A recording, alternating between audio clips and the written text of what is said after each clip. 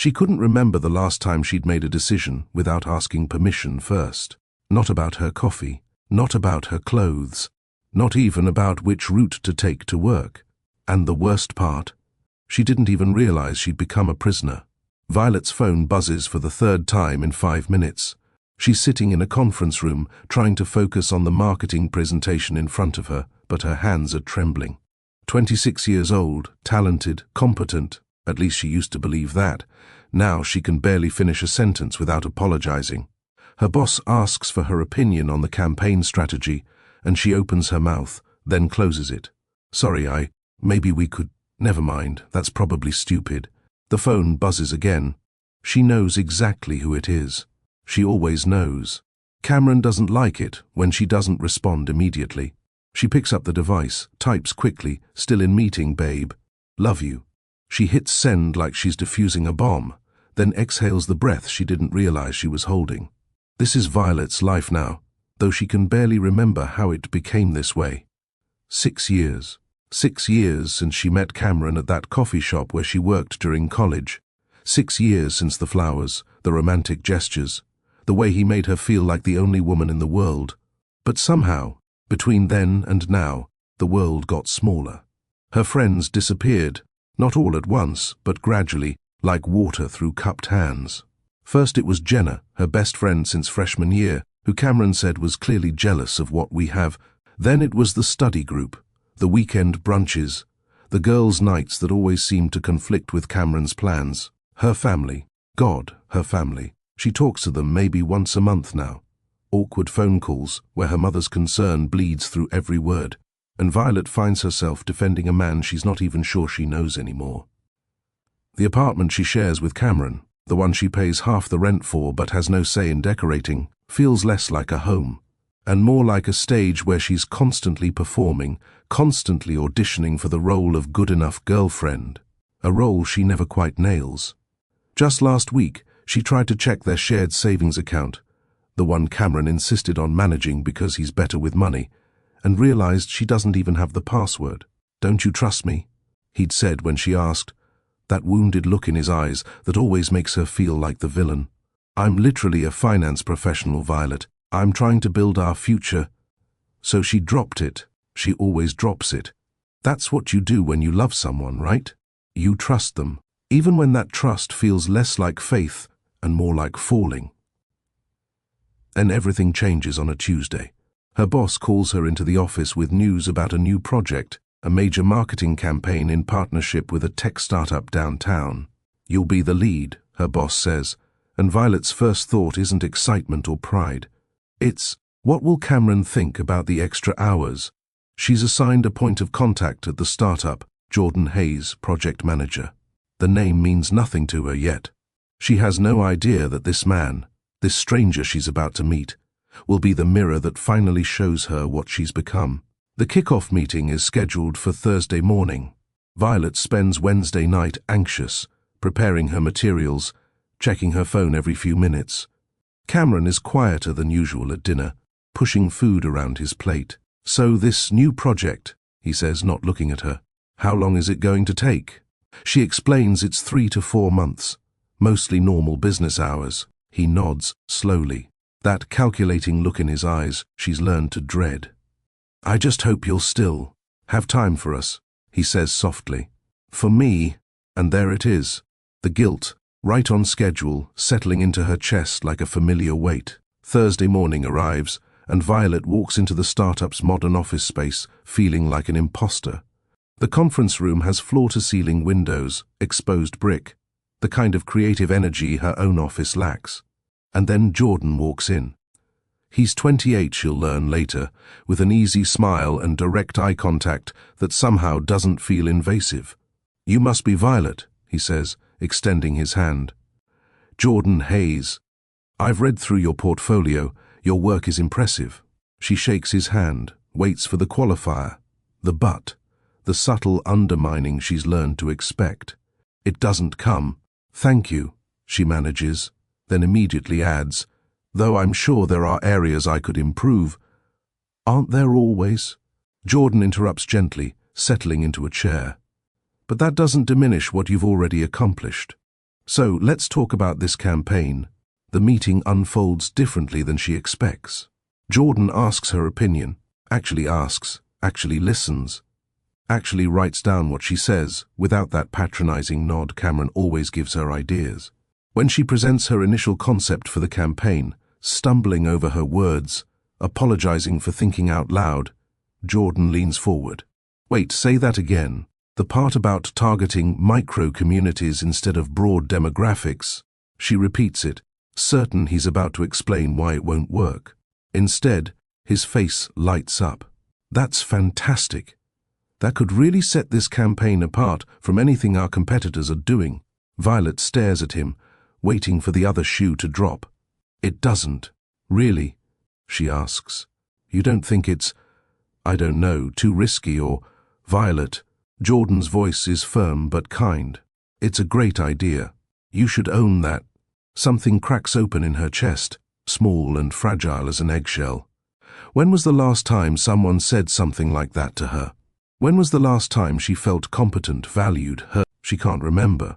That afternoon, back at her own office, her phone explodes with texts. Cameron wants to know how the meeting went, who was there, specifically who this Jordan person is. She answers each message carefully, neutrally, keeping her tone light. But that night, lying in bed next to Cameron, while he scrolls through his phone, in silence, she thinks about the way Jordan said, "You should own that." Such simple words, such revolutionary words.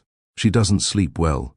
She keeps wondering why something that should be normal, being respected, being heard, feels so foreign, so dangerous, so utterly impossible to claim as her own. The next few weeks blur together in a strange double life. At work, collaborating with Jordan and his team, Violet feels herself slowly unfurling like a plant that's been kept in the dark too long, reaching toward unexpected sunlight. She contributes ideas without immediate self-deprecation. She laughs at jokes without checking her phone first. She stays late working on campaign materials and realizes, with a jolt of something between joy and terror, that she's enjoying herself. But home is different. Home is Cameron's increasing questions about Jordan, his comments about how much time she's spending on this project, his wounded silences when she comes home energized instead of exhausted. "You seem different lately," Cameron says one evening, and it's not a compliment, more distant. "Is everything okay with us?" And just like that, the guilt crashes back in, drowning out everything else. She reassures him, apologizes, promises to be more present. The pattern repeats: light at work, darkness at home. Freedom in the conference room, captivity in her own apartment. And slowly, so slowly she almost doesn't notice, the contrast becomes impossible to ignore. 3 weeks into the project, Violet and Jordan grab coffee before an early morning meeting. She orders her usual black coffee, the healthy choice Cameron approves of, then hesitates. The barista waits patiently. Actually, Violet hears herself say, "Can I get a vanilla latte instead? With whole milk?" The words feel rebellious, ridiculous, revolutionary. Jordan glances at her as they wait for their drinks. "You changed your order. I usually get black coffee, but I actually prefer lattes." She laughs nervously. "Stupid, right? Why is that stupid?" Cameron says. She stops herself, but it's too late. Jordan's expression shifts, something careful entering his eyes. Cameron says what? Just that lattes have too many calories. He's probably right. I should be more careful about... Violet. Jordan's voice is gentle, but his words are steel. You can drink whatever you want, your body, your choice. She takes her latte from the barista, the cup warm in her hands, and something about this moment, this small, insignificant moment, feels monumental. Like she's standing at the edge of a cliff she didn't know existed, looking down at a drop she never agreed to climb toward. That night, Cameron asks about her day. She mentions the morning coffee run, carefully omitting what she ordered. He talks about his own day, his co-worker Sarah, who's so driven and already been promoted twice, and Violet feels the familiar inadequacy settling into her bones. But then, unbidden, she remembers Jordan saying, "Your body, your choice." Such a simple statement, such an obvious truth, So why does it feel like a revelation? Why does the idea that she can make her own decisions about coffee, about work, about anything, feel foreign and dangerous and utterly, terrifyingly new? She lies awake that night, Cameron breathing steadily beside her, and thinks about two different versions of herself, the one who exists in Jordan's presence and the one who exists in Cameron's. They're the same person. They should be the same person. So why do they feel like strangers? Here's what Violet doesn't know yet. In 2 weeks, her company will celebrate a major campaign milestone. The team will go out for drinks. Cameron will expect her to come straight home. And for the first time in 6 years, Violet will do something without asking permission first. A choice that will crack open her carefully constructed prison and force her to see the bars she's been ignoring all along. But right now, at the end of Act 1, there's only one question burning in her mind as she stares at the ceiling in the darkness. If being treated with basic respect feels this revolutionary, what does that say about the love she's been accepting for 6 years? Violet does something she hasn't done in 6 years. She lies to Cameron. Not a small lie, not a convenient omission, an actual, deliberate, premeditated lie. The team is going out for celebratory drinks after landing a major client milestone, and when Cameron texts asking what time she'll be home, she types, working late on revisions. Probably 9 p.m. Then she turns off her read receipts, drops her phone in her purse, and walks into that bar with her heart hammering so hard she thinks everyone can hear it. This is the moment everything changes. This is the moment the prison door cracks open, just wide enough for Violet to glimpse the world outside. But what she doesn't realize yet, what she can't possibly know, is that freedom has a price, and Cameron is about to make her pay it in ways she never imagined. The bar is loud, crowded, alive with the kind of chaotic energy Violet has forgotten exists. Her co-workers are laughing, ordering rounds of drinks, recounting the pitch meeting that sealed the deal. Jordan appears at her elbow with a gin and tonic. "You did most of the heavy lifting on this campaign," he says, handing her the glass. "You should celebrate your win." She takes the drink with trembling hands, and for the first time in years, she allows herself to feel proud. Not guilty proud, not proud with caveats, but genuinely, unambiguously proud of her work. The team toasts to her presentation, to Jordan's project management, to the collaboration that made it all possible. And Violet, Violet laughs. A real laugh, not the careful, measured laugh she's perfected for Cameron's friends. This laugh comes from somewhere deep and forgotten, some place she thought Cameron had excavated and filled with cement. But here it is, still alive, still possible. Jordan watches her from across the table, and something shifts in his expression. Relief, maybe, or recognition. Like he's seeing the real person beneath the apologetic shell she's been wearing like armor. "You seem happy," he says during a quiet moment between conversations. Violet's smile falters at the edges. "I am. This feels normal. I forgot what normal felt like." The words escape before she can stop them, and immediately she wants to snatch them back, swallow them down, pretend she never said them. But Jordan doesn't let it pass.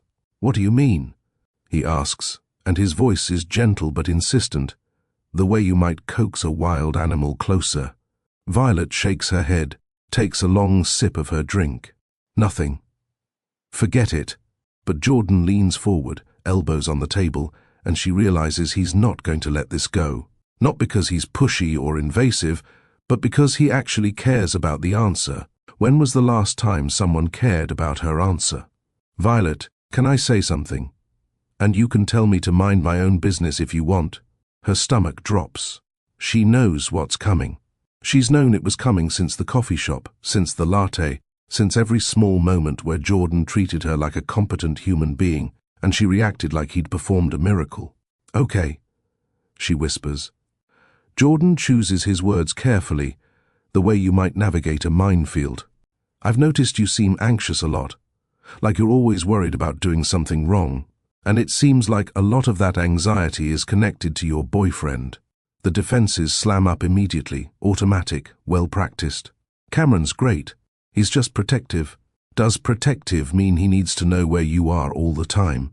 Jordan's voice is still gentle, but there's steel underneath. or that you need his permission to make decisions.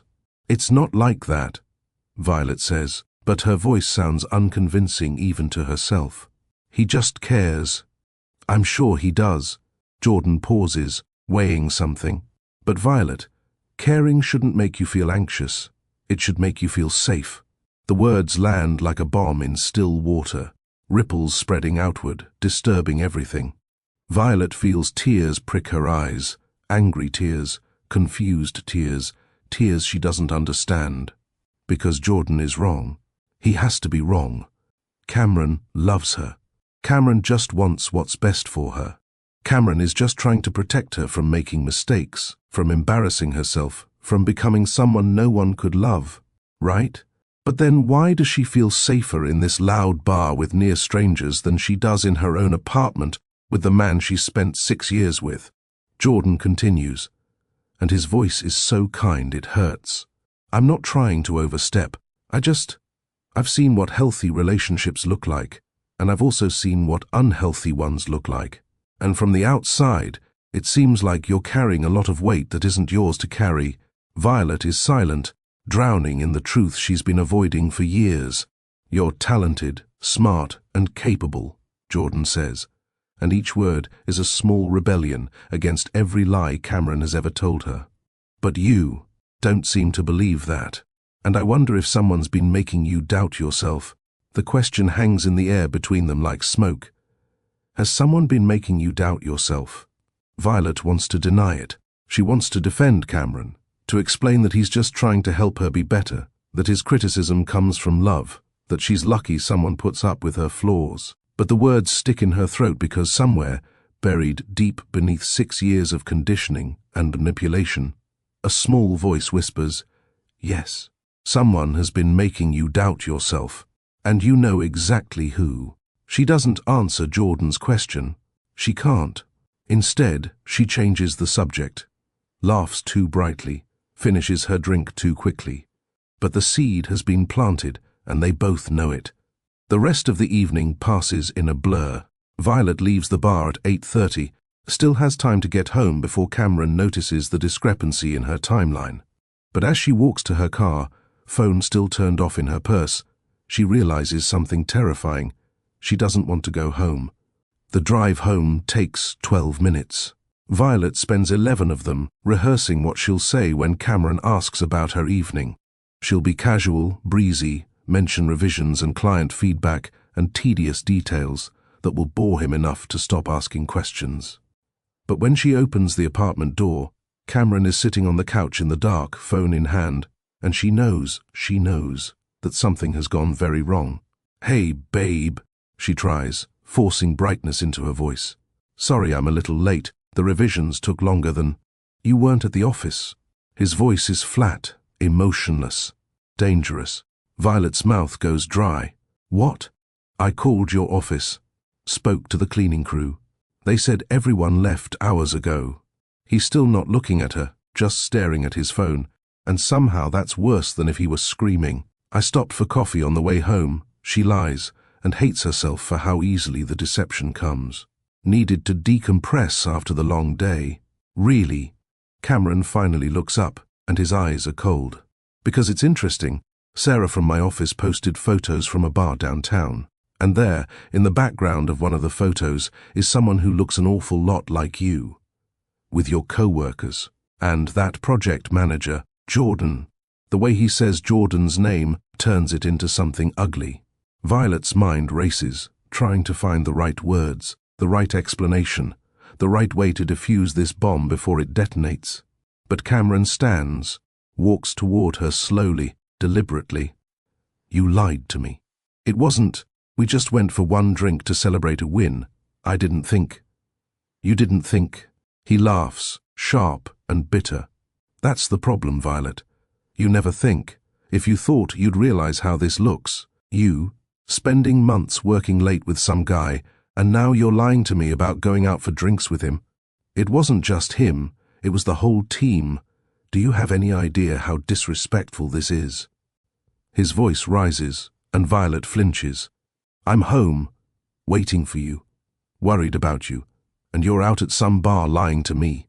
And here it comes, the twist, the manipulation so smooth she almost doesn't see it happening. Cameron's expression crumbles. His voice breaks. Is this because I'm not good enough for you? Is that it? You're spending all this time with these startup people, these successful people, and now I'm just, what, an embarrassment? No, Cameron, that's not. I do everything for you, Violet. Everything. I manage our finances so you don't have to stress. I give you space when you need to work. I support your career even when it means I barely see you anymore. And this is how you repay me? By sneaking around behind my back. Violet feels the familiar guilt crash over her in waves. He's right. He's right, isn't he? She did lie. She did go out without telling him. She did spend the evening with Jordan. And yes, they talked about Cameron. And yes, there was a moment, a brief, terrible moment, where she imagined what it would be like if Jordan were her boyfriend instead. I'm sorry, she hears herself say. I should have told you. I wasn't thinking. You weren't thinking about us, Cameron corrects, and now there are tears in his eyes, real tears or such good fakes she can't tell the difference anymore. About our future. About everything we've built together. He reaches for her hands, holds them tight. Baby, I love you. You know I love you. But sometimes you make it so hard. You know how anxious I get when I don't know where you are. You know I just want to keep you safe. And there it is. The safety narrative he's been selling her for 6 years. She's not being controlled, she's being protected. She's not being isolated, she's being treasured. She's not being manipulated, she's being loved by someone who cares enough to worry. Violet apologizes again, lets Cameron pull her into a hug, feels him relax against her. Crisis averted. Prison door locked. But here's what Cameron doesn't know. While he's holding her, while he's whispering that everything's okay now, Violet is staring over his shoulder at their apartment. The apartment she pays half the rent for but had no say in choosing, decorated with furniture she didn't pick, arranged in a layout she didn't approve. And she's thinking about Jordan's words, caring shouldn't make you feel anxious. It should make you feel safe. And she doesn't feel safe, she feels trapped. That night, after Cameron falls asleep, Violet does something she's never done before. She Googles emotional abuse. Her hands shake as she types, and she keeps glancing at Cameron's sleeping form, terrified he'll wake up and see what she's searching for. The first article that appears is titled, 10 Signs of Emotional Manipulation in Relationships. She clicks. Sign 1. Love bombing. Excessive attention and affection at the beginning of a relationship, making you feel like you found the one, only to use that intense bond to control you later. Violet thinks about the flowers, the constant texts, Cameron telling her within weeks that she was different from all other girls, that he wanted to marry her someday. Sign 2. Isolation. Gradually separating you from friends and family, often disguised as wanting to spend more time together or claiming that others are bad influences or jealous of your relationship. Jenna's face flashes in her mind. Her parents. The friends who stopped calling because she always said no. Sign 3. Undermining your confidence. Backhanded compliments that seem nice but leave you feeling inadequate. Subtle criticisms disguised as jokes or concerns. Constantly moving goalposts so nothing you do is ever good enough. You're so smart for someone who didn't go to a top-tier school. That dress is really brave. I love that you're so low-key. Every compliment Cameron has ever given her recontextualizes in real time. Sign 4. Gaslighting. Denying things they said or did, making you doubt your own memory and perception of reality. I never said that. You're remembering it wrong. You're being too sensitive. You're twisting my words because you're insecure. Violet's vision blurs with tears. She keeps reading. Sign 5. Playing the victim. Turning conflicts around so they become the injured party, forcing you to apologize and comfort them instead of addressing the original problem. Every argument they've ever had plays back in fast forward, and she sees the pattern now. So clear, so obvious, so devastatingly consistent. How did she not see this before? She clicks another article, then another. Coercive control. Financial abuse. Triangulation. Future faking. Each one describes her relationship with Cameron with such precision, it's like someone has been watching her life through a window. The sun rises and finds Violet still awake, still reading, still cataloguing 6 years of manipulation she mistook for love. And the most terrifying part isn't what she's discovering. It's the question burning in her mind. If I know this now, what do I do about it? Monday morning arrives, and Violet hasn't slept. She stumbles into the office with dark circles under her eyes and a knot of anxiety in her stomach that won't unwind. Cameron kissed her goodbye this morning and reminded her, so casually, so carefully, that he'd be checking in throughout the day. "Just want to make sure you're okay after our rough weekend," he said, as if Friday night's interrogation was mutual disagreement rather than manipulation. The project meeting with Jordan starts at 9. Violet considers calling in sick, but that would require explaining to Cameron why she's not going to work, and she doesn't have the energy to navigate that minefield. So she goes, sits in the conference room, and tries to focus on Jordan's presentation about the next campaign phase. But her mind is elsewhere, replaying articles, remembering moments, seeing her entire relationship through a new, horrifying lens. "Violet," Jordan's voice cuts through her spiral. "What do you think about the second quarter timeline?" She blinks, realizes everyone is looking at her. "Sorry, could you repeat the question?" Her phone buzzes. "Cameron, hey babe, checking in. How's your morning?" She types back immediately, "Good." In a meeting. "Cameron, with Jordan?" The hairs on the back of her neck stand up. How did he know? "Violet, team meeting for the campaign. I'll call you on lunch break." Cameron, K, that single letter carries more weight than a paragraph. Jordan is watching her, she realizes, watching her type with shaking hands, watching her face go pale, watching her transformation from present to terrified. "Let's take 5, Jordan says to the room. Then to Violet specifically, "Can we talk in my office?" Jordan closes the office door behind them, and Violet's defenses are already up, already preparing to explain that everything's fine, that Cameron is just concerned, that she's just tired from a long weekend. But Jordan doesn't ask about Cameron. Instead, he says, "Are you safe?" The question is so direct, so unexpected, that Violet's carefully constructed lies evaporate before she can speak them. "What? Are you safe?" Jordan repeats. "With Cameron, at home, are you safe?" "Of course," she says automatically. He's not violent or anything." "There are different kinds of violence," Jordan says quietly. "Some of them don't leave bruises." Violet's eyes fill with tears, and she hates herself for it, hates that she's crying in her co-worker's office, hates that she's this weak, this broken, this obvious. But Jordan just hands her a tissue box and waits. "I don't know what to do," she finally whispers. "I spent all weekend reading about emotional abuse and manipulation, and every single article might as well have been written about my relationship. But Cameron's never hit me. He's never even threatened to. He just—" Her voice breaks. "He makes me feel crazy, like I'm imagining things, or being too sensitive, or manufacturing problems that don't exist. And I don't know anymore if I'm actually being controlled, or if I'm just paranoid and ungrateful." Jordan sits down across from her, and his voice is the gentlest thing she's heard in years. "Can I tell you what I see?" She nods. "I see someone who apologizes for things that aren't her fault, who checks her phone constantly like she's expecting bad news, who second-guesses brilliant ideas because someone convinced her she's not that smart, who asks permission before making basic personal choices, who has no close friends because they've all been systematically removed from her life, who tenses up every time her boyfriend's name appears on her screen. Each observation lands like a punch. That's not love, Violet. That's control." The words hang between them, undeniable and devastating. "But I don't know how to leave," Violet says, and it's the first time she's admitted out loud that leaving is something she's considered. "He manages our finances. He knows all my passwords. We have a lease together. And he'll—" She stops, afraid to finish the sentence. "He'll what?" Jordan prompts gently. "He'll make me feel guilty. He'll cry. He'll threaten to hurt himself.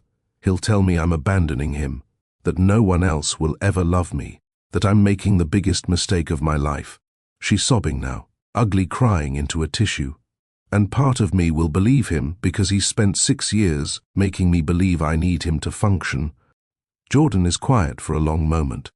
Then he says something that will echo in Violet's mind for months to come, the fact that you're afraid of his reaction to you leaving is exactly why you need to leave.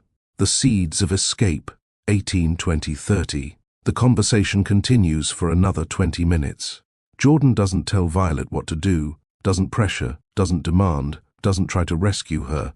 Instead, he gives her information, resources, numbers for domestic abuse hotlines that handle emotional abuse and coercive control, names of therapists who specialize in manipulative relationships, websites about creating safety plans. I'm not going to tell you to leave him, Jordan says. That has to be your choice, when and if you're ready. But I want you to know that what you're experiencing is real, it's serious, and it's not your fault. Violet takes the information, folds it small, hides it in an inner pocket of her purse where Cameron won't find it. Then she goes to the bathroom, washes her face, reapplies makeup to hide the evidence of crying, and returns to the meeting like nothing happened. But everything has happened. Everything has changed. For the rest of the day, Violet exists in two realities simultaneously. In one reality, she's the dutiful girlfriend who texts Cameron updates, who responds to his questions about her day, who plans what to make for dinner and what to wear to his company event on Friday. In the other reality, she's a woman researching how to secretly open a bank account, how to change passwords without leaving a digital trail, how to document emotional abuse, how to escape. That night, Cameron is unusually affectionate. He's made dinner, her favorite, he says, though she's not sure it actually is her favorite, or if he just decided it was years ago. He talks about their future, about the house they'll buy someday, the wedding they'll plan, the children they'll have. I've been thinking, Cameron says over dessert, maybe it's time we got engaged. For real, I mean. I know I've been saying someday, but why not make it official? It's future faking. Violet recognizes the tactic now from her research, dangling commitment to keep her invested, to prevent her from leaving. But Cameron doesn't know that she knows, so she smiles, says that sounds wonderful, lets him pull her into a kiss. And while he's holding her, while he's whispering about engagement rings and wedding venues, Violet is making calculations, counting money in her personal checking account, remembering that her lease ends in 4 months, thinking about her sister Mara, who she hasn't talked to in over a year, but who always told her the door was open, planning. But Cameron isn't stupid. Cameron has been manipulating people long enough to sense when his control is slipping. Over the next 2 weeks, his behavior escalates in ways both subtle and terrifying. He accidentally drops by Violet's office during lunch, just to say hi and see where she works. He insists on driving her to and from work to spend more time together. He suggests she quit her job entirely and focus on freelance work from home, where she'll have more flexibility.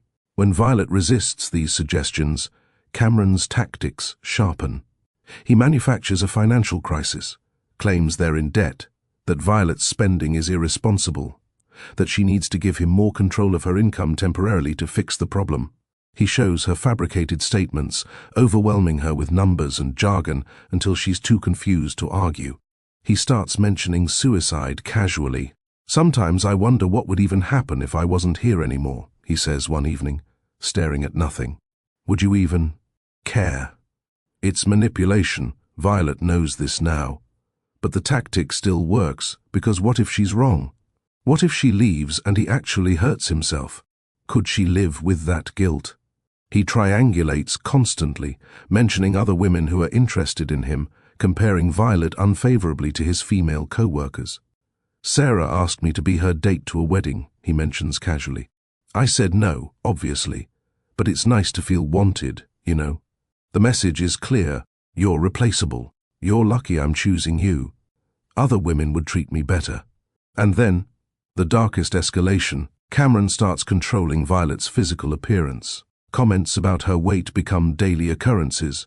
He hides certain clothes, claims they're unflattering.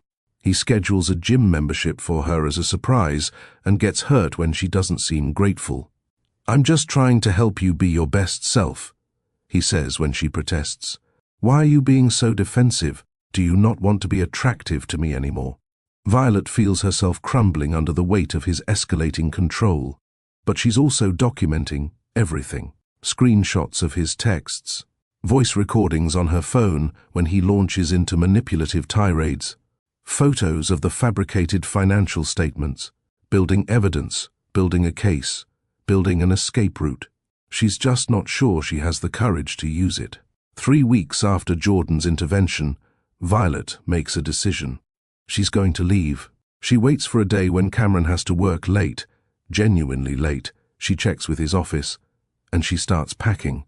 Not everything, just essentials, clothes, documents, laptop, the hidden folder of evidence against Cameron. Her hands shake as she fills a duffel bag, as she moves through the apartment collecting pieces of herself she thought she'd lost. Her college diploma, photos of her family, the journal she kept before Cameron convinced her that we don't keep secrets from each other, and she stopped writing things down. She's almost finished when she hears the key in the lock. Her blood turns to ice. Cameron wasn't supposed to be home for 3 more hours. The door opens. Cameron walks in, stops short when he sees her standing in the bedroom with a half-packed bag at her feet. For a long moment, neither of them speaks. Then Cameron's face does something terrible. It cycles through emotions so quickly Violet can barely track them. Surprise, understanding, hurt, rage, and finally, that awful calculated calm that's worse than any of the others. "What's this?" he asks, voice deadly quiet. Violet's rehearsed explanations evaporate. "I'm leaving." "No, you're not." He says it matter-of-factly, like he's correcting a basic misunderstanding. "Cameron, I can't do this anymore." "Can't do what?" He steps closer, and she instinctively steps back. "Can't be in a relationship with someone who loves you, who's built a life with you, who's invested 6 years in our future. Someone who controls me," Violet says, and her voice is stronger than she expected. "Who manipulates me, who's made me believe I'm worthless without you." Cameron's expression shifts to wounded innocence. "Is this about Jordan? Has he been putting ideas in your head?" "This is about me finally seeing what you've been doing for 6 years. What I've been doing." Cameron's voice rises. "What about what you've been doing? Lying to me about going out, spending all your time with another man, making me feel like I'm going crazy, and there it is. The ultimate gaslighting. Accusing her of the very thing he's been doing to her all along." "I'm leaving," Violet repeats, reaching for her bag. Cameron moves faster than she expected, positioning himself between her and the door. Not touching her, not threatening her physically, but blocking her exit. "You're not thinking clearly," he says. "You're having some kind of breakdown. Let's just talk about this. Let me help you. Get out of my way." "Violet, baby, please." Now come the tears, right on schedule. "I can't lose you. I can't. You're everything to me. If you leave, I don't know what I'll do. I might hurt myself. I'm not saying I would, but I don't know if I could live without you." The guilt crashes in, just like he knew it would. But this time, Violet has Jordan's words echoing in her head. "The fact that you're afraid of his reaction is exactly why you need to leave." "That's not my responsibility," she says, and she can't believe she's saying it, can't believe she's actually speaking these words out loud. "Your mental health is not my responsibility. And you using it to manipulate me into staying is exactly why I need to go." Cameron's mask slips completely. The tears stop. The vulnerability vanishes. What's underneath is cold and calculating and frightening. "You're making a huge mistake," he says. And now his voice carries an edge of threat. "You think you can just leave? You don't have any money. I manage our finances. You don't have anywhere to go. You've alienated everyone who ever cared about you. You don't even have a working credit card that I'm not a signer on. You need me, Violet. And deep down, you know it." He's right about the practical things. She does need money. She does need somewhere to go. She does need support. But here's what Cameron doesn't know. While he's been escalating his control, Violet has been planning. She has opened a secret bank account and transferred small amounts over 3 weeks. She has copied all important documents to a cloud drive he doesn't have access to. She has reached out to her sister. She has prepared for this moment, even though she's terrified. So she does something that surprises both of them. She takes out her phone and says, "I'm calling my sister. She's coming to get me. You can either move out of my way or I'm calling the police." Cameron stares at her, recalculating, trying to find the angle that will work. But Violet has already dialed. "Mara?" Her voice shakes but holds. "I need you to come get me. Now." And Cameron, realizing he's lost this round, steps aside. But his expression promises this isn't over, not by a long shot. Mara arrives 45 minutes later. She takes one look at the scene, Violet with her packed bag, Cameron standing silent and furious in the corner, and understands immediately. "Come on," Mara says to Violet. "Let's go." But as Violet moves toward the door, Cameron speaks. "Violet, wait, please. Just give me one more chance to explain." She should keep walking. She knows she should keep walking. But some terrible combination of guilt and conditioning and 6 years of being trained to prioritize his feelings over her safety makes her stop, makes her turn around. "I'm sorry," Cameron says, and his voice breaks so convincingly that even Mara looks uncertain. "I'm so sorry. You're right about everything. I have been controlling. I have been manipulative. I can see that now. But it's only because I was so afraid of losing you that I went too far trying to hold on." He takes a step forward, hands raised in supplication. "I'll get therapy, real therapy, with a professional. I'll work on myself. I'll be better. Just please don't throw away 6 years without giving me one more chance to change." And here's the insidious part about manipulation. Even when you recognize it, even when you can see all the tactics being deployed, part of you still wants to believe. Part of you still thinks maybe this time is different. Maybe this time he means it. Violet looks at Mara, who's shaking her head no. Looks at her bag, packed with her escape. Looks at Cameron, who's crying real tears, or such convincing fakes that she can't tell anymore. 1 month, she hears herself say. "You have 1 month to start therapy and show real change." "If you don't, I will," Cameron promises immediately. "I'll call someone tomorrow. I'll do whatever it takes." Mara pulls Violet aside. "Are you sure about this? Because we can leave right now. My car is right outside." But Violet is drowning in guilt and doubt, and that terrible voice Cameron has planted in her head over 6 years, the one that says she's being too harsh, too unforgiving, too quick to give up. 1 month, she repeats, and she unpacks her bag. Cameron is solicitous that evening. He makes her tea, runs her a bath, gives her space.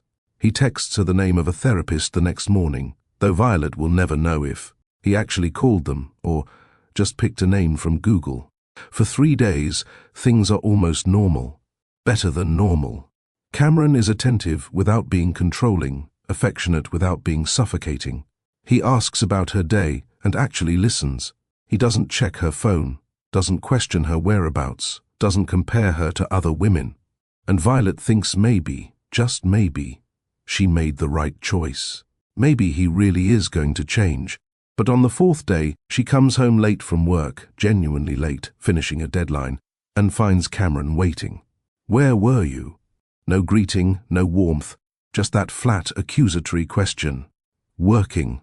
I texted you. You texted me 2 hours ago saying you'd be home soon." That was 2 hours ago, Violet. And just like that, she realizes nothing has changed. Nothing will ever change. The 3 days of good behavior were just another manipulation tactic, resetting the baseline so his return to control would feel even more confining. She's back in prison, and this time she locked the door herself. The next 2 weeks are the worst of Violet's life. Cameron, having successfully convinced her to stay, escalates his control to levels she didn't think possible. He installs a location tracking app on her phone for safety. He insists on passwords to all her accounts, because we don't keep secrets. He goes through her phone every night, reading her texts, checking her browsing history. When she protests, he reminds her, "You almost left me. You broke my trust. This is what rebuilding trust looks like." He forbids her from working with Jordan, makes her request a different project assignment, When her boss asks why, Violet lies and says it's a conflict of scheduling, and hates herself for it. He monitors her food intake, criticizes her appearance, controls what she wears. He suggests she take time off work, just a few weeks, to focus on their relationship and healing. Against her better judgment, against every instinct screaming at her to refuse, Violet agrees. Without work, without Jordan's steady presence reminding her what normal treatment looks like, Violet spirals. She stops showering regularly. She stops eating properly. She stops sleeping. Cameron watches her deteriorate and presents it as evidence that she needs him, that she can't function independently, that leaving would have been a disaster. And Violet, isolated and exhausted and beaten down, starts to believe him. She starts thinking, maybe she really is crazy. Maybe she really did imagine the abuse. Maybe Cameron really is just trying to help her, and she's too broken to see it. One night, lying in bed next to Cameron while he sleeps peacefully, Violet thinks, everyone would be better off without me. It's the first time she's had that specific thought, and it terrifies her. But not enough to tell anyone, not enough to ask for help, because who would she tell? She's destroyed all her friendships. She's estranged from her family. She's lost her connection to Jordan. She's completely, utterly alone. And that's exactly what Cameron wanted. But here's what Cameron doesn't know. Before Violet's failed escape attempt, before she agreed to stay, she uploaded everything to a secure cloud account. Every screenshot, every voice recording, every financial document proving Cameron's embezzlement. She hasn't deleted the evidence. She's just hidden it better. And late at night, when Cameron is asleep and she's lying awake drowning in despair, she opens her phone with the brightness turned down to nothing and reviews what she's collected. It's her lifeline, her proof that she's not crazy, not imagining things, not manufacturing drama. It's real. The abuse is real. The manipulation is real. The control is real. She just needs to find the strength to use it. But strength, she's learning, is hard to find when someone has spent 6 years systematically destroying every ounce of it you had. The breaking point comes on a Tuesday. Violet has been taking time off work for 3 weeks now. Cameron suggests, and by suggests he means insists, that she officially resign from her job. "You're so stressed, baby," he says. "Let me take care of you. You can freelance from home. Do creative projects. Focus on getting healthy again." It's the final lock on the prison door. If she quits her job, she'll be completely financially dependent on Cameron. She'll have no external relationships, no reason to leave the apartment, no connection to the outside world. She'll be trapped entirely. And that night, after Cameron has gone to bed satisfied that she's agreed to think about resignation, Violet finds herself in the bathroom with a bottle of Cameron's sleeping pills in her hand. She doesn't take them. But the fact that she's considering it, the fact that suicide has progressed from abstract thought to concrete option, shocks her into clarity. This is rock bottom. This is the moment she either chooses herself or loses herself entirely. She puts the pills back. She goes to the bedroom and retrieves her phone. She goes to the bathroom, locks the door, and makes a call she should have made weeks ago. "Mara?" Her voice is barely a whisper. "I need help." Her sister is awake, alert, immediately understanding. "I'm coming right now." "No," Violet says. "Not tonight, he'll hear. But soon. I need to plan this better. Her voice breaks.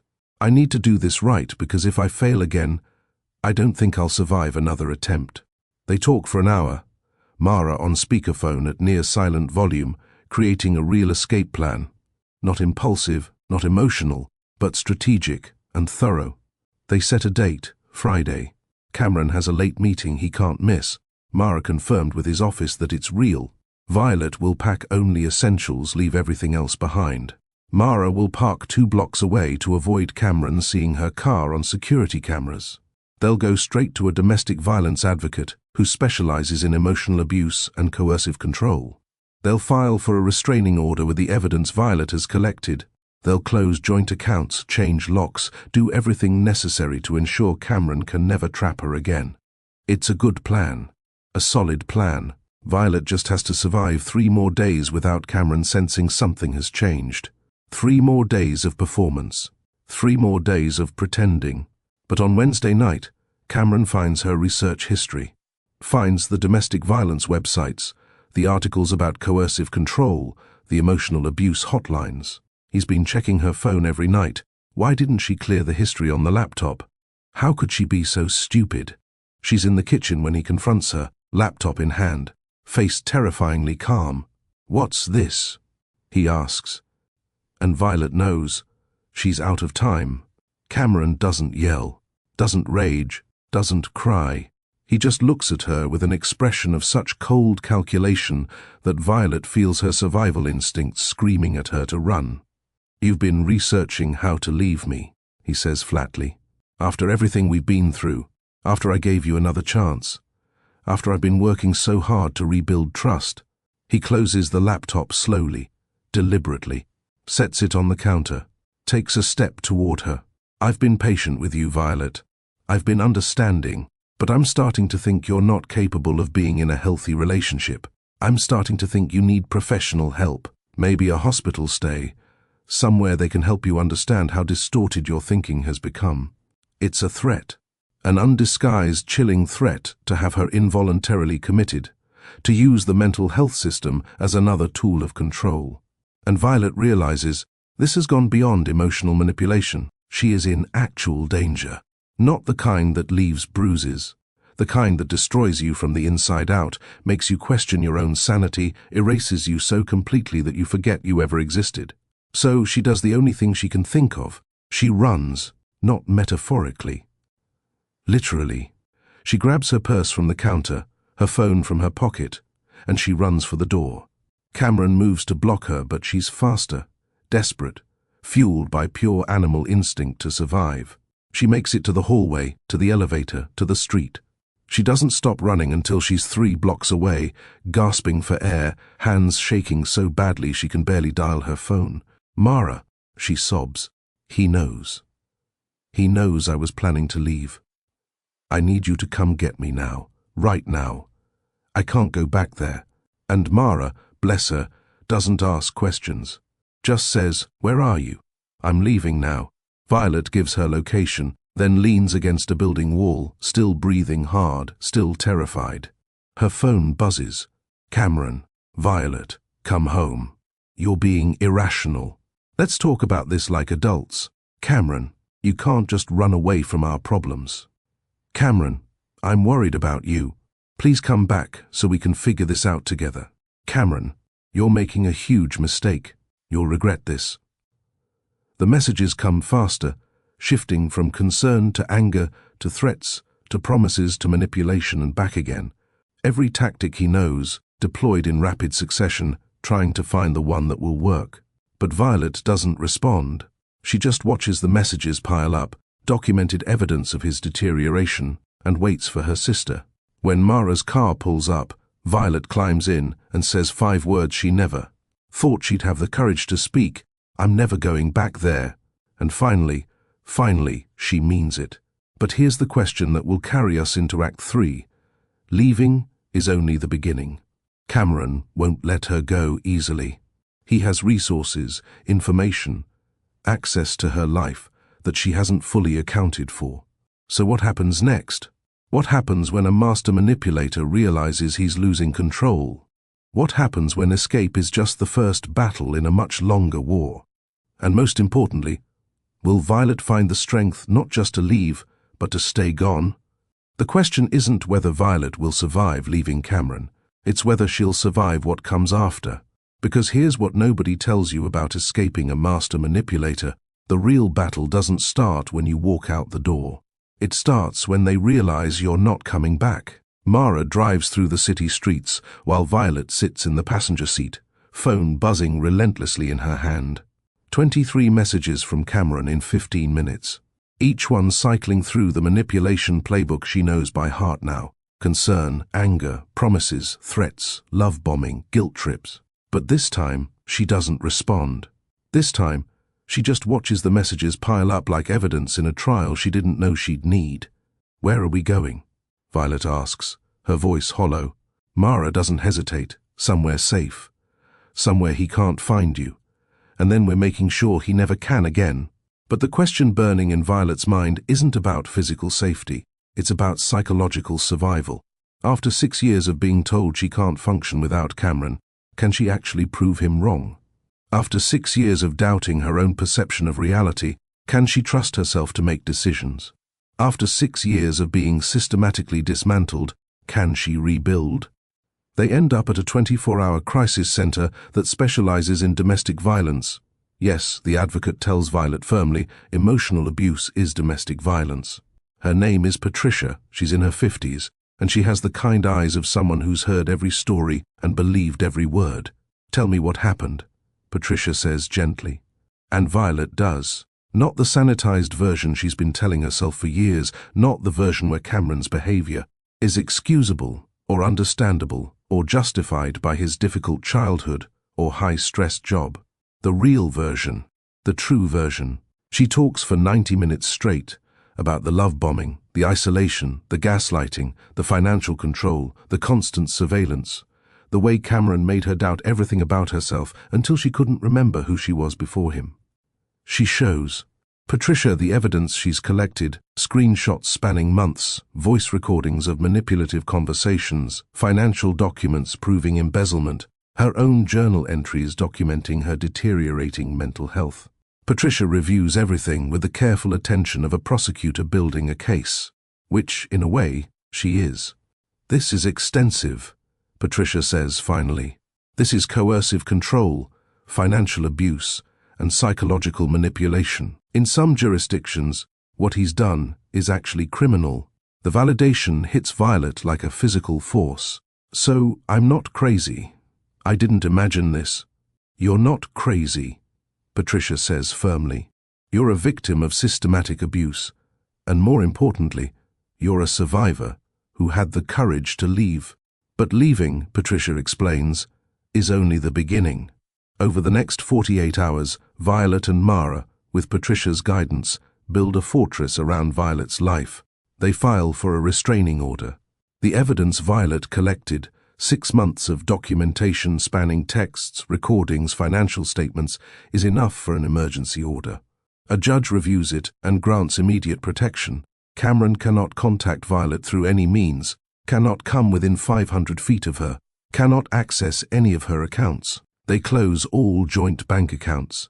Discover that Cameron has indeed been embezzling $47,000 over 3 years, siphoned into accounts Violet never knew existed. They file a police report. It's unlikely to result in criminal charges, Patricia warns, but it's documentation, a paper trail. They change every password Violet has ever used. Email, social media, banking, work accounts, everything. They enable 2-factor authentication on everything possible. They notify Violet's employer about the restraining order, provide campus security with Cameron's photo, establish protocols for if he shows up. They retrieve Violet's belongings from the apartment with a police escort because Patricia has seen too many civil standby situations go wrong. Cameron isn't there. He's left everything exactly as it was, except for one detail on the kitchen counter. He's arranged a dozen roses with a note that says, "I'll always love you." You'll realize that eventually, even in absence, even in defeat, he's trying to manipulate, trying to plant seeds of doubt, trying to suggest this isn't over. But Violet takes a photo of the roses and the note, more evidence, and leaves without looking back. She doesn't live with Mara indefinitely. Within a week, Patricia helps her find a small apartment in a different neighborhood, one Cameron has no connection to. It's tiny, barely furnished, but it's hers. Completely, entirely hers. No shared lease, no joint anything. Just Violet, choosing her own furniture, her own decoration, her own life. Of course, Cameron doesn't accept defeat gracefully. The restraining order doesn't stop him from trying, it just makes him more creative. He can't contact Violet directly, so he starts a campaign of indirect harassment. He calls her workplace repeatedly until they block his number. He creates fake social media accounts to message her friends, claiming Violet is having a mental breakdown and needs help. He sends gifts to Mara's house, flowers, jewelry, handwritten letters proclaiming his love and confusion about why Violet is doing this to them. He emails her from different addresses, paragraphs-long manifestos about their relationship, how she's breaking his heart, how he's getting therapy and changing, how she's giving up on their future. Each violation of the restraining order gets documented. Each one gets reported. And slowly, Cameron's mask begins slipping in public. Violet isn't the first woman to come forward with stories about him.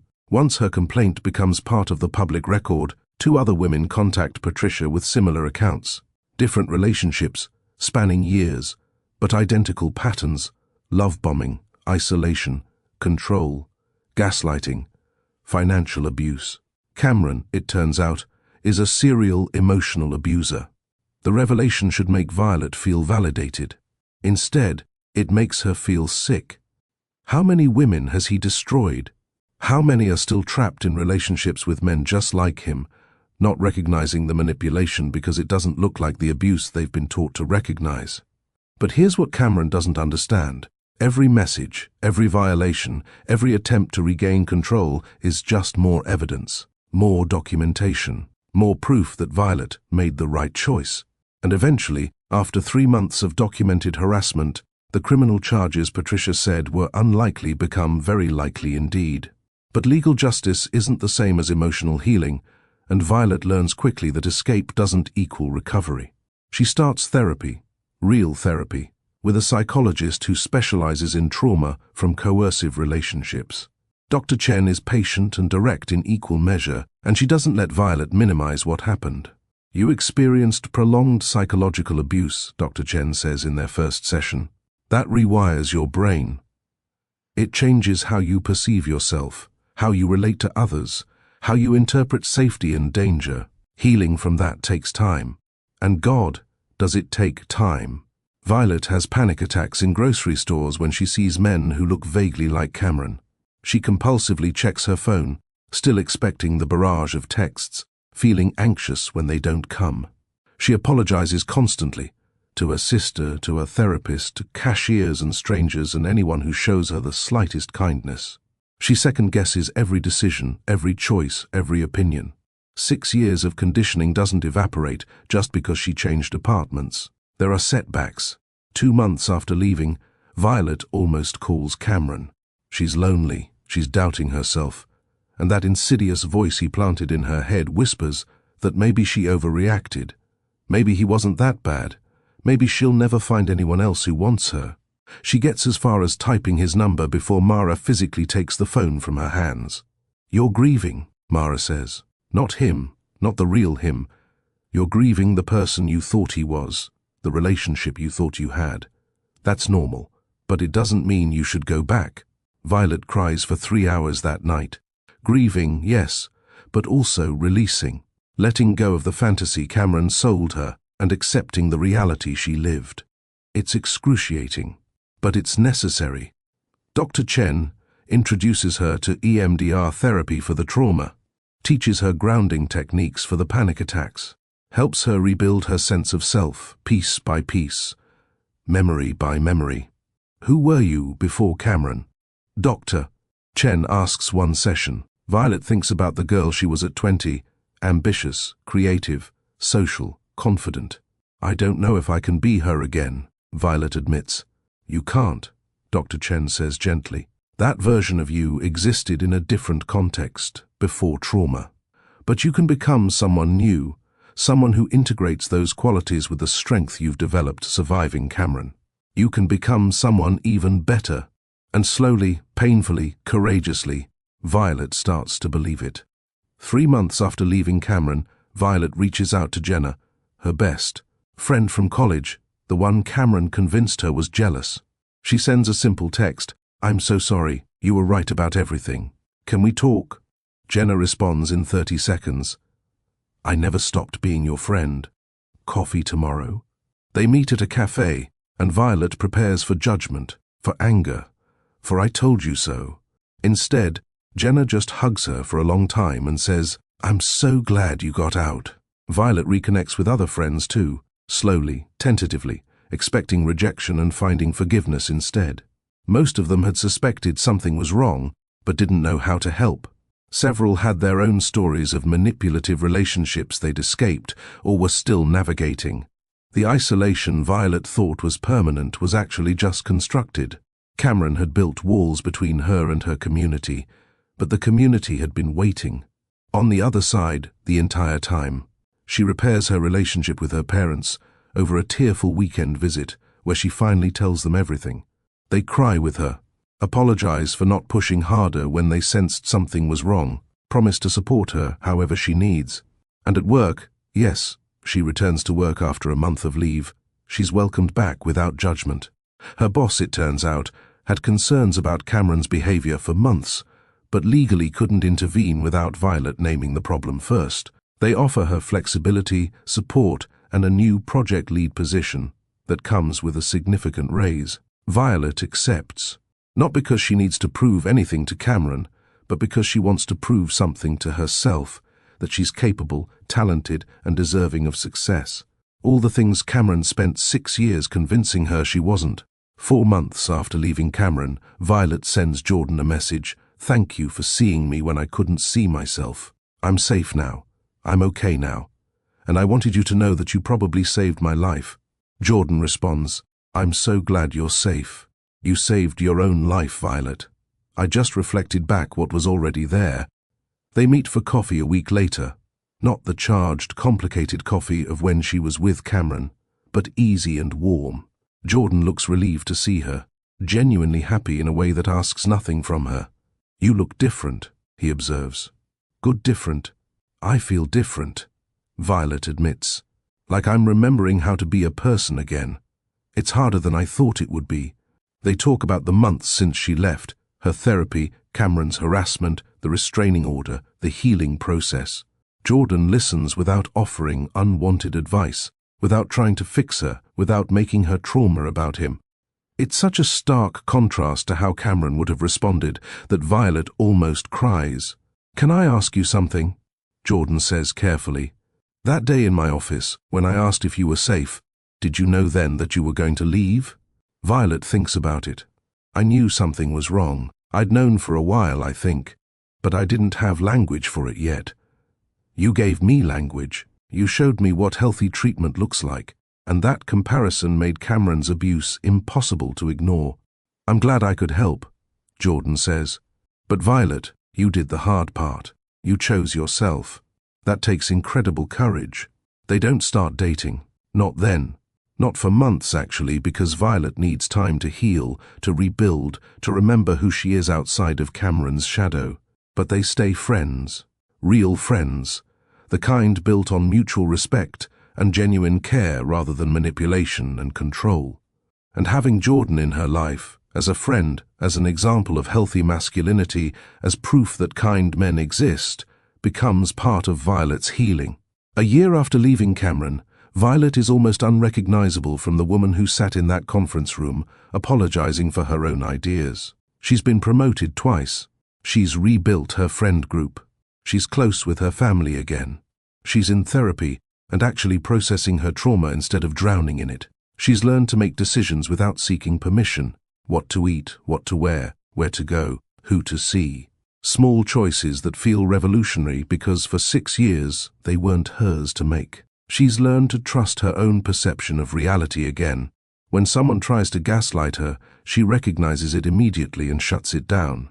She's learned that being alone is different from being lonely, that she can function independently, that she doesn't need someone to complete her because she was never incomplete. She's learned what healthy relationships look like, and more importantly, what they don't look like. The red flags she missed with Cameron are impossible to miss now. She's learned that healing isn't linear. Some days she's confident and strong. Other days she has panic attacks in the grocery store. Both are okay. Both are part of the process. And she's learned something Cameron spent 6 years trying to make her forget. She is talented, intelligent, capable, and worthy of love. Real love, the kind that empowers rather than diminishes. The kind that celebrates her rather than controls her. The kind that makes her feel safe rather than anxious. 14 months after leaving Cameron, Violet texts Jordan, "Dinner sometime?" Not work-related, not just as friends, as whatever this could be. Jordan's response is immediate, "I'd like that." But Violet, no pressure. "We move at whatever pace feels right for you." Their first date is careful, intentional. Violet has anxiety beforehand, old patterns, old fears, old conditioning that whispers she's not good enough, that she'll mess this up, that Jordan will eventually reveal himself to be another Cameron. But Jordan is patient. When Violet apologizes unnecessarily, he gently points it out. You don't need to apologize for existing. When she asks what he wants to order, trying to gauge what will please him, he says, order whatever you want. I'm not your food police. When her phone buzzes and she tenses automatically, he says, you don't have to check that. Whoever it is can wait. Small moments, simple kindness. But for Violet, they're revolutionary. Their relationship develops slowly over months. Jordan never pushes, never demands, never manipulates. When they disagree, and they do because healthy relationships have conflict, they talk through it like adults. No yelling, no silent treatments, no guilt trips. When Violet has triggers or panic attacks, Jordan doesn't take it personally. He asks what she needs, respects her boundaries, gives her space or closeness depending on her answer. When Violet achieves something at work, Jordan celebrates without competition or resentment. When she spends time with friends, he encourages it rather than pouting about not seeing her enough. When she needs alone time, he understands rather than accusing her of being distant. It's such a stark contrast to Cameron that sometimes Violet has to remind herself this is normal. This is what love should look like. This is what she deserves and always deserved. 18 months after leaving, Violet sees Cameron one final time, not by choice, but by legal necessity. His criminal harassment case goes to trial. Multiple women testify, but Violet is the prosecution's key witness because her documentation is the most extensive. She takes the stand and tells her story clearly, calmly, without minimizing or excusing. Cameron's lawyer tries to paint her as vindictive, oversensitive, mentally unstable. But the evidence speaks for itself. $47,000 embezzled, hundreds of manipulative text messages, recordings of psychological abuse, testimony from friends and family about the isolation tactics. The jury deliberates for 3 hours. Cameron is found guilty on multiple counts: criminal harassment, financial fraud, coercive control. He's sentenced to 18 months in prison, 5 years probation, mandatory therapy for abusive behavior, and ordered to repay the money he stole. As he's led out of the courtroom, Cameron looks at Violet one last time. She meets his gaze steadily, without fear, without guilt, without the anxious need to please him that defined 6 years of her life.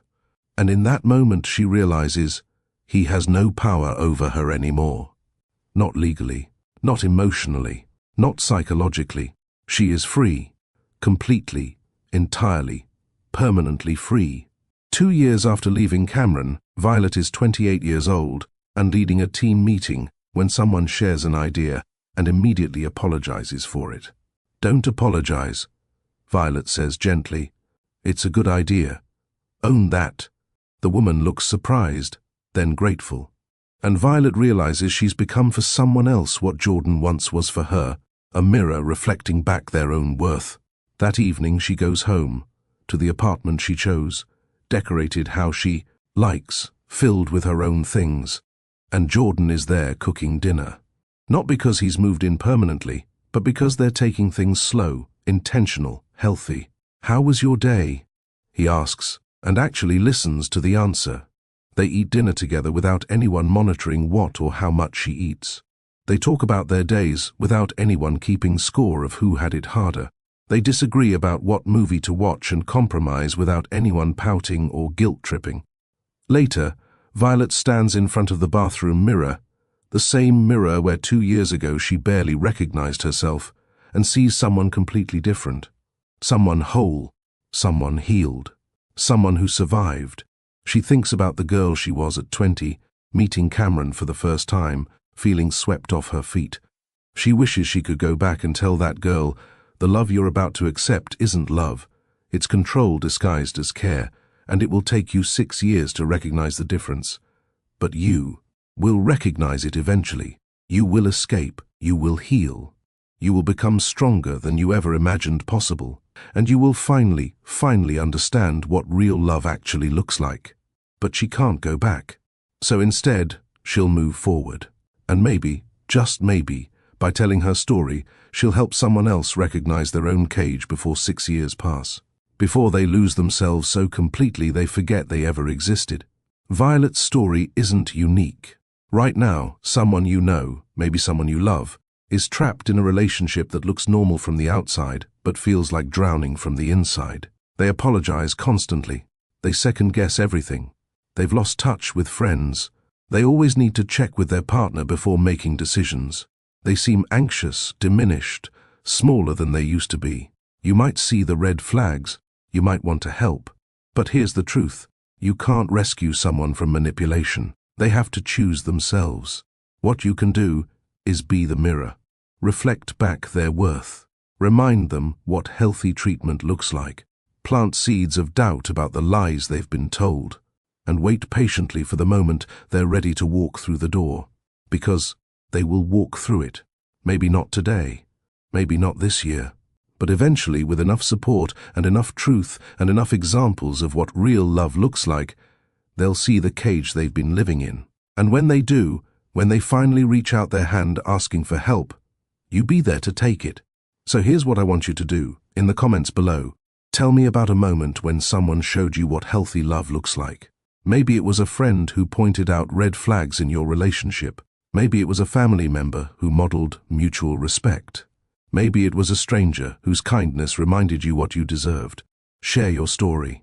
Because someone reading these comments might be where Violet was 2 years ago, trapped, isolated, convinced they're crazy. And your story might be the mirror they need to finally see clearly. Your story might save a life. Type it below. Right now, be someone's Jordan. Be someone's turning point. Be the reason someone chooses themselves. I'll be reading every single comment. And if you're the person trapped right now, if you're reading this and recognizing yourself in Violet's story, here's what I want you to know. You're not crazy. The abuse is real, and you deserve so much better. There's a number in the description below, the National Domestic Violence Hotline, that helps with emotional abuse too. Call it, please. Let this be your Act 3, your escape, your rebirth. Hit that subscribe button and share this video with someone who needs to hear it. Because Violet's story ends with freedom, but yours is just beginning.